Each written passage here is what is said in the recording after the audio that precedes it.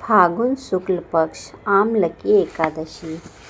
होलिका दहन के 4 दिन पूर्व फागुन के शुक्ल पक्ष की इस एकादशी का नाम आमल की एकादशी है। इन दिनों आंवलों के वृक्ष में भगवान का निवास रहता है, इसलिए आंवले के वृक्ष के नीचे बैठकर भगवान की पूजा करने और आंवले खाने तथा दान करने का विशिष्ट महत्व है।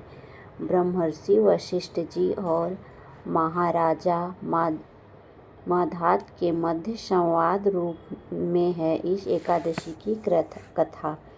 भगवान श्री कृष्ण बोले, हे धर्मराज, अब मैं तुम्हें फाल्गुन शुक्ल पक्ष एकादशी व्रत की विधि और महत्व बताता हूँ, ध्यान से सुनो। त्रेता युग में एक दिन महान राजा मदंत ने वशिष्ठ जी से पूछा कि हे द्विजश्रेष्ठ, यदि आपकी मुझ पर कृपा दृष्टि हो तो किसी ऐसे व्रत को बताइए जिसको करने से मेरा कल्याण हो सके।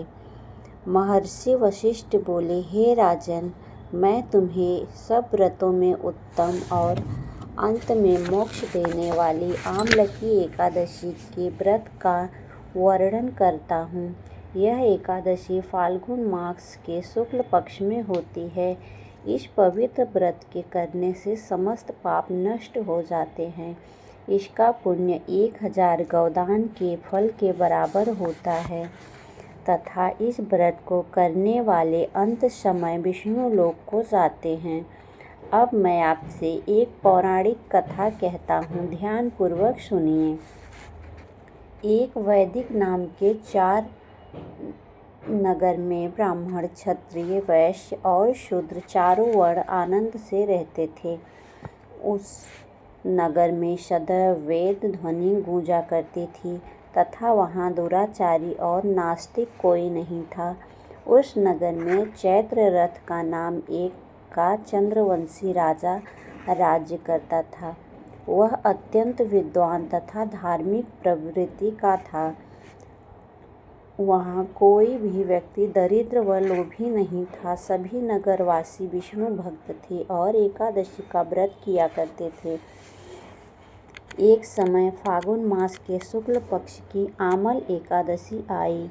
उस दिन राजा, प्रजा तथा बाल वृद्ध सबने हर्षपूर्वक उस एकादशी का व्रत किया। राजा अपनी प्रजा के साथ मंदिर में जाकर पूर्ण कुंभ स्थापित करके धूप, दीप, नैवेद्य, पंचरत्न आदि से धात्री का पूजन करने लगे और इस प्रकार स्तुति करने लगे, हे धात्री माँ, ब्रह्म स्वरूप हो, तुम ब्रह्म जी द्वारा उत्पन्न हो और समस्त पापों को नष्ट करने वाले हो। तुमको नमस्कार। अब तुम अर्घ्य स्वीकार करो।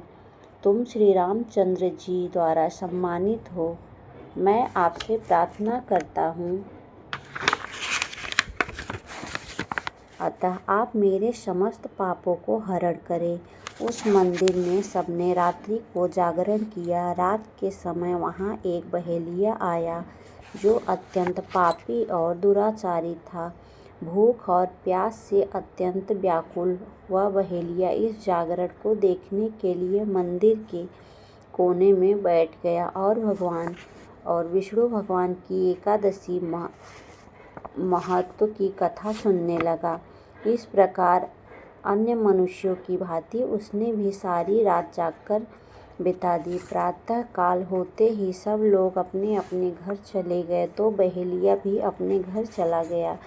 कुछ समय बीतने के पश्चात उस बहेलिये की मृत्यु हो गई, मगर उस आमलकी एकादशी के व्रत तथा जागरण से उसने राजा विदुरथ के घर जन्म लिया और उसका नाम वसुरथ रखा गया।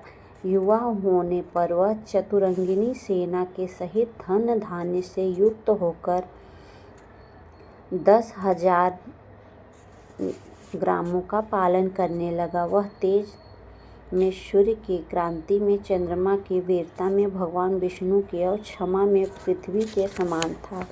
वह अत्यंत धार्मिक, सत्यवादी, कर्मवीर एवं विष्णु भक्त था।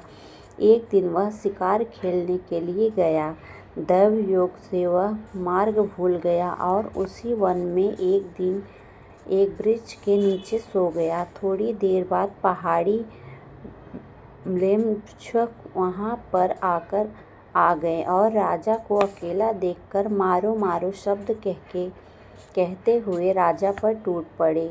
वह म्लेच्छ कहने लगे, इस दुष्ट राजा ने हमारे माता पिता तथा पुत्र पुत्री आदि अनेक संबंधियों को मारा है, अतः इसको अवश्य मारना चाहिए। ऐसा कहकर वो म्लेच्छ उस राजा पर अनेक प्रकार से अस्त्र शस्त्र से प्रहार करने लगे।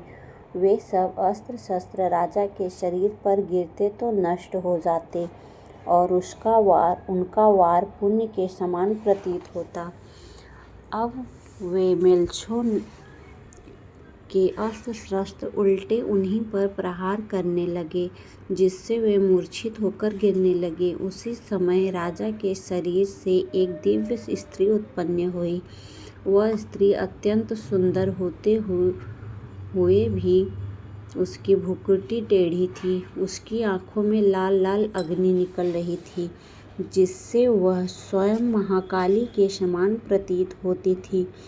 वह स्त्री म्लेच्छों को मारने दौड़ी और थोड़ी ही देर में सब म्लेच्छ को काल के गाल में पहुंचा दिया।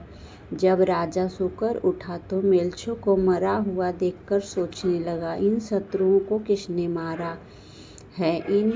इस वन में मेरा कौन हितैषी रहता है? राजा ऐसा विचार कर ही रहा था कि आकाशवाणी हुई, हे राजा, इस संसार में विष्णु भगवान के अतिरिक्त कौन तेरी रक्षा कर सकता है? इस आकाशवाणी को सुनकर राजा अपने राज्य आ गया और सुखपूर्वक राज्य करने लगा। महर्षि वशिष्ठ बोले, हे राजन, यह आम्लकी एकादशी के व्रत का प्रभाव था। जो मनुष्य इस आम्लकी एकादशी का व्रत करते हैं वे प्रत्येक कार्य में सफल होते हैं और अंत में विष्णु लोक को जाते हैं। इस एकादशी में क्या खाना चाहिए? इसमें आंवलों का सागार लेना चाहिए। आंवले से बने पदार्थ एवं दूध, आलू, फल आदि ले सकते हैं। राधे कृष्णा। जय श्री कृष्णा। दोस्तों, राधे राधे। एकादशी व्रत की कथा आपको कैसी लगी कमेंट में लिख के ज़रूर बताइएगा।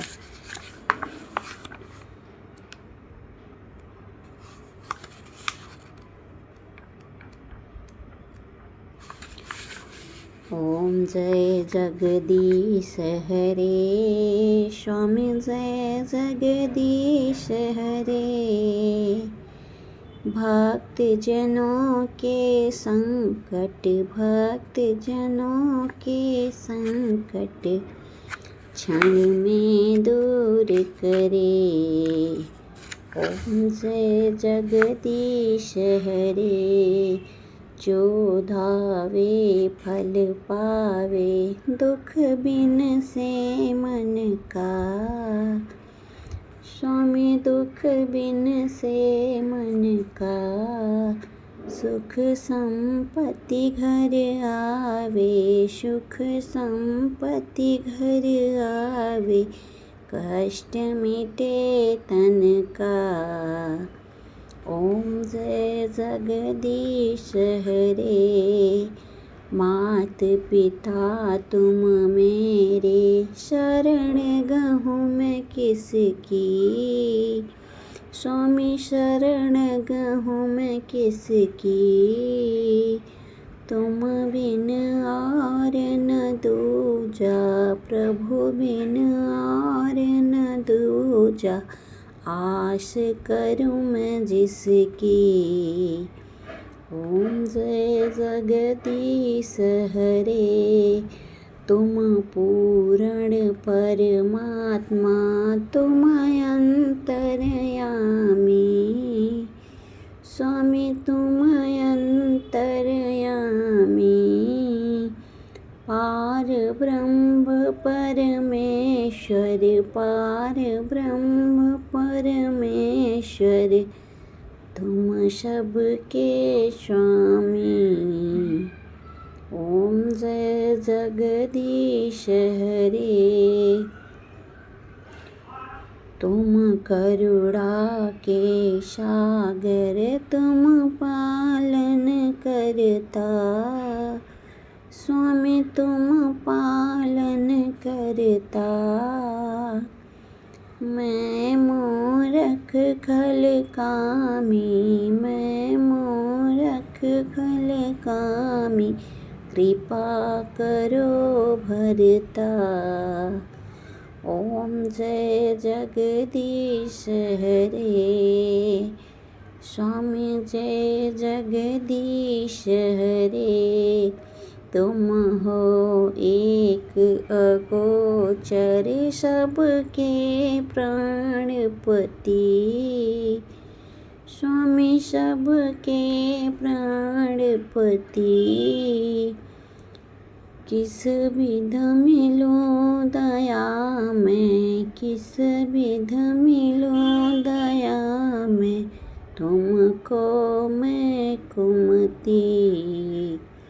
ओम जय जगदीश हरे, स्वामी जय जगदीश हरे।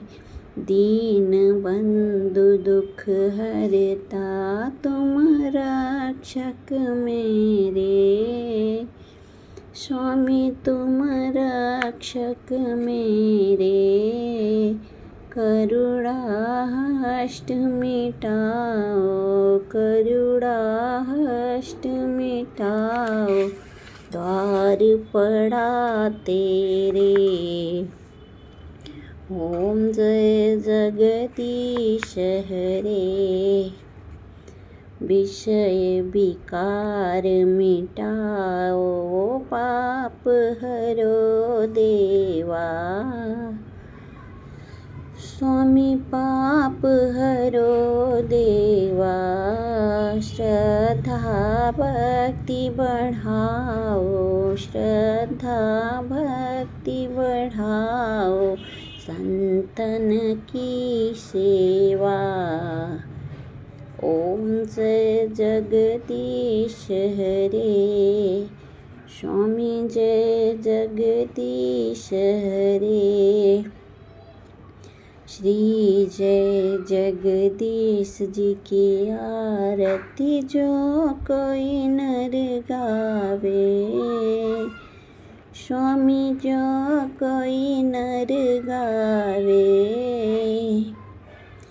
कहत शिवानंद स्वामी, कहत शिवानंद स्वामी, सुख संपत्ति पावे। ओम जय जगदीश हरे।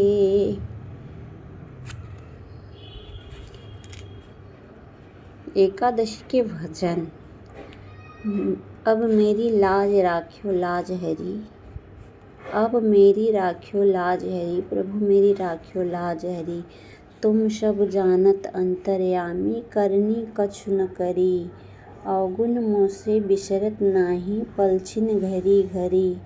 दाता सुत धन मोह लियो हो, सुधबुध सब बिगरी, सुधबुध सब बिगरी। सुत पतित को बेगी उबारो, अब मेरी नाव चली, अब मेरी राख्यो लाज हरी, अब मेरी राख्यो लाज।